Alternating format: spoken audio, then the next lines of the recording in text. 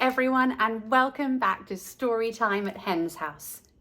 Today we are going to read another one of my favorites because it's all about monsters. I love monsters. This is I Need My Monster. It's written by Knoll and it's illustrated by McWilliam. And as usual, when you open these books up, it's full of monsters. I love the monsters. They're all so different. I can't choose one that I love, although I do really like this guy. He's really fun.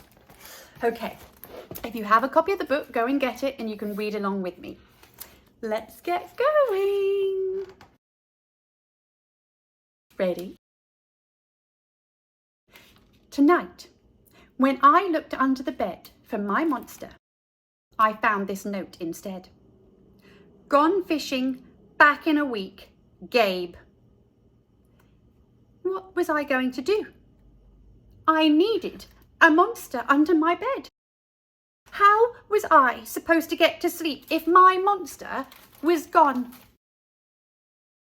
I tried to sleep, but it wasn't the same without Gabe. I missed his ragged breathing, his nose whistling, the scrabbling of his uncut claws. How would I ever get to sleep without Gabe's familiar, scary noises and his spooky green ooze? It was no use. Gabe would be gone for a week, and I just had to have a monster. I climbed quietly out of bed so my parents wouldn't hear me. Grown-ups have some strange ideas about monsters under beds. I knocked on the floorboards, then scrambled back under my covers. I waited nervously. Would a new monster appear? What would he be like? Would his snorting be as cheerful as Gabe's? When I heard some creaking under my bed, I knew that the substitute monster had arrived. Good evening, said a low, breathy voice. My name is Herbert, and I will be your monster for the evening. Herbert? What kind of name is that for a monster? You don't sound scary at all. Have you ever scared a kid before? Well, no, but I have read all the best books on the topic. Do you have long teeth and scratchy claws? I asked. No, but I have an overbite, and I'm a mouth breather. Listen.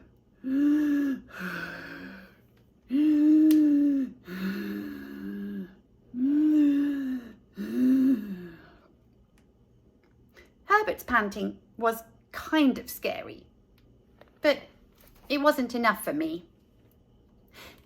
Listen, Herbert, I'm sorry, I just don't think this is going to work.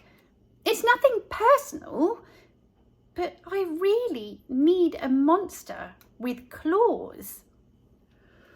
Picky, picky, Herbert complained. As you wish, I'll go. There was some more creaking. Then Herbert was gone. Some scratching warned me that a second monster had appeared. Good evening, he said in a high, silky voice. My name is Ralph. I understand you need a monster with claws.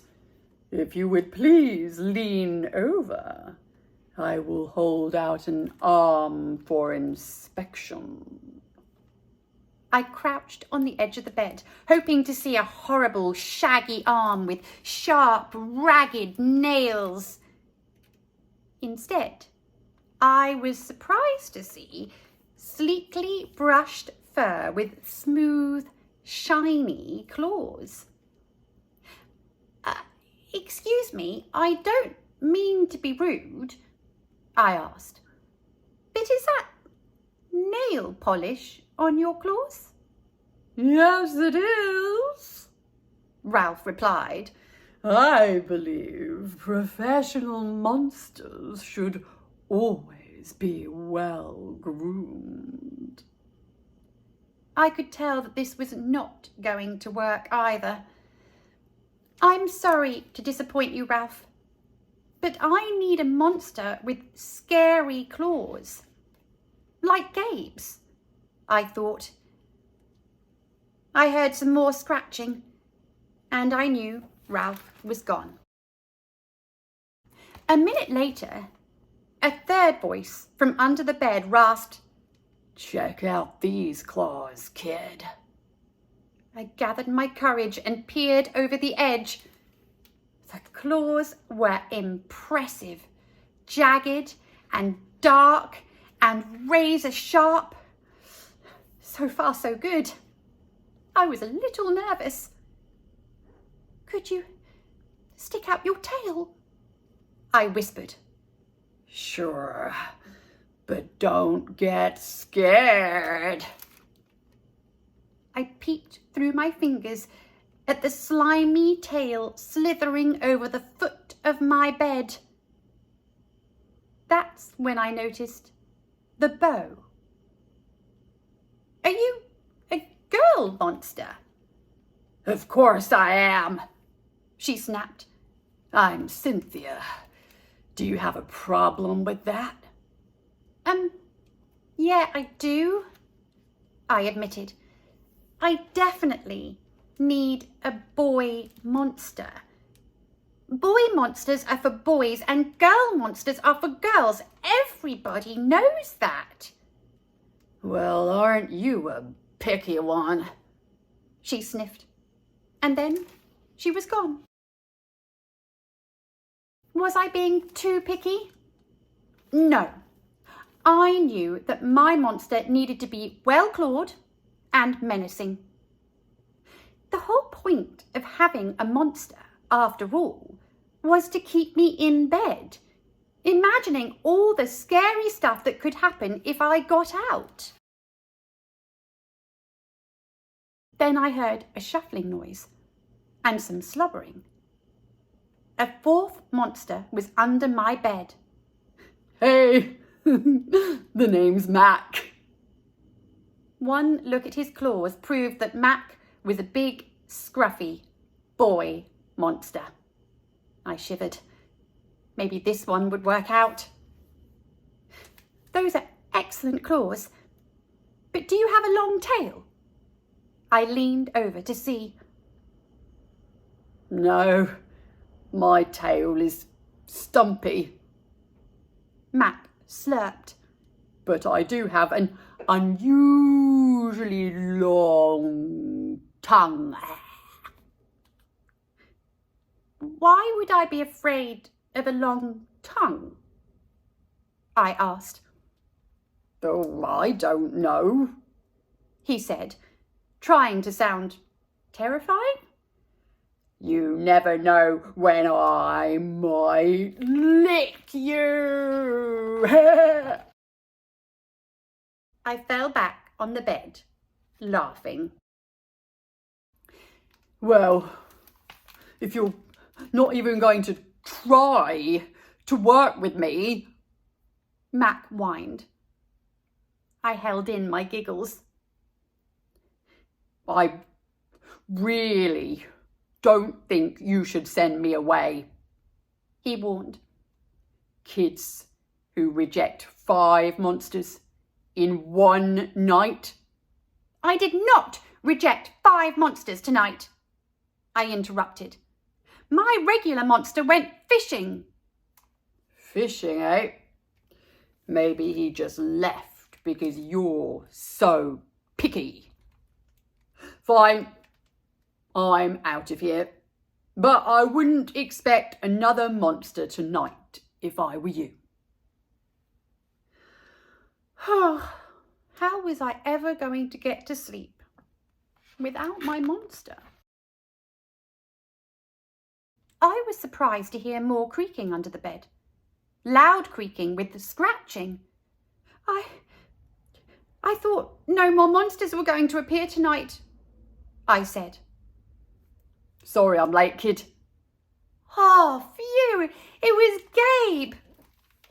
I thought I would enjoy fishing, but I didn't, he explained. Those fish scare too easily. No challenge at all. You, however, are challenging, my friend. You're almost too old to be afraid of monsters. You keep me on my toes. Ah, toes, a delicious snack. Yum, yum, yum, yum, yum, yum. The bed quivered as Gabe's stomach rumbled with hunger. Now, if you don't mind, I'd like to start the evening with an ominous puddle of drool. I peeked over the edge of the bed. Green ooze spread soundlessly from underneath. Then the bed trembled as Gabe unfurled his spiked tail. He was daring me to guess where he might pop up. I shivered. So, you had some substitute monsters tonight, Gabe said, sharpening his claws on my bedpost. Were you scared? Then Gabe started tapping. I could tell he wanted to know if I still needed him. No other monster can scare me like you, I giggled, diving under my covers and pulling them up tight. Through the blanket, I heard Gabe's soft, comforting snorts. Ha! I knew it. We're made for each other, he growled. When my blanket started to slip off the bed, I knew Gabe was ready to eat. Now, if you could please stick out your foot, he said. I'd like to nibble your pinky. I yanked my blanket back up and scrunched my feet in so Gabe couldn't get them. No toes tonight, but you can have this, I offered, pushing a pillow off the bed. I didn't even hear it hit the floor. Gabe was back. The ooze was perfect. Everything was back to normal. I shivered again. I'd be asleep in no time. The end.